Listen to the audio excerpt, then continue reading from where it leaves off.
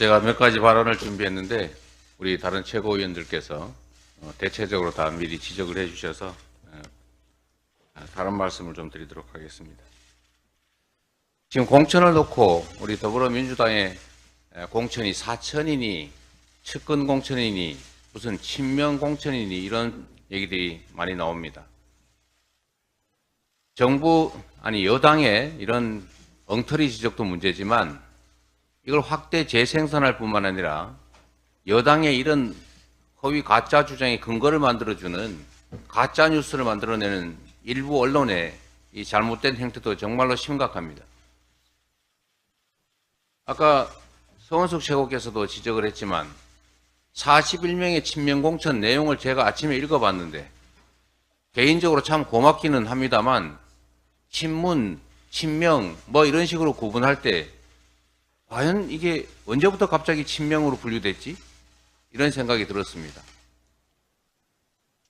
언젠가는 또 단수 공천 받으니까 친명했다가 경선되니까 비명했다가 다시 단수로 바뀌니까 친명이라고 쓰는 것도 있었습니다. 이게 언론입니까? 이거는 언론의 직무를 어기는 것뿐만 아니라 선거에 부당하게 개입하는 그야말로 허위사실 공표를 통한 낙선 목적의 불법 선거 행위 아닙니까? 엄정하게 책임을 묻겠다는 말씀을 다시 한번 드립니다. 이거는 민주공화정의 근간인 선거를 그야말로 망치는 반헌정 행위입니다. 다시 한번 지적드리고 오늘 법적 조치를 포함해서 향후에는 더 엄정하게 대응하겠다는 말씀을 드립니다. 국민의힘의 공천과 민주당의 공천에 대해서 비교를 해볼 필요가 있습니다. 특히 그 비교의 극단적 사례가 바로 김영주 국회 부의장입니다. 민주당은 우리 국회의원들의 4년간의 국정에 대해서 평가를 합니다.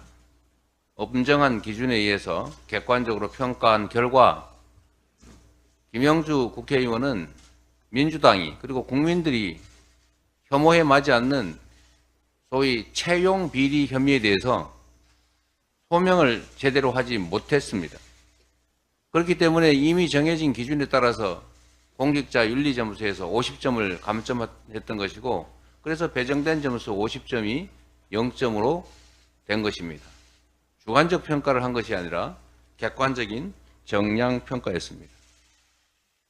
민주당이 시스템에 의해서 걸러낸 이 채용 비리 의혹이 있는 후보를 국민의힘이 영입을 해가지고 공천을 냈습니다. 그런데 권성동 후보도 어떻습니까? 유명한 취업 전문 국회의원 아닙니까? 제가 어디서 그 음악도 하나 기억이 나는데, 들었던 기억이 나는데, 그분도 공천 받지 않았습니까?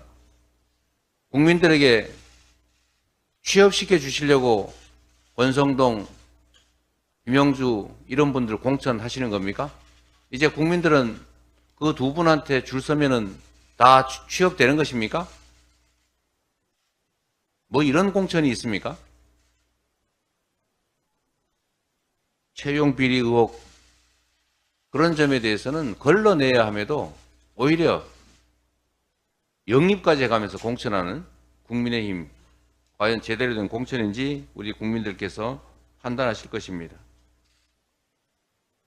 민주당의 공천은 이미 1년 전에 정해진 특별 당규에 따라서 그리고 작년 연말에 이미 확정된 평가 결과에 의해서 공정하고 투명하게 그리고 엄정하게 이루어졌습니다.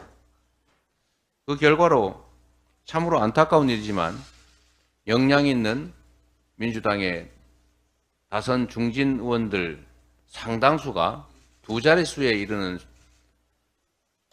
분들이 2선으로 후퇴하셨습니다.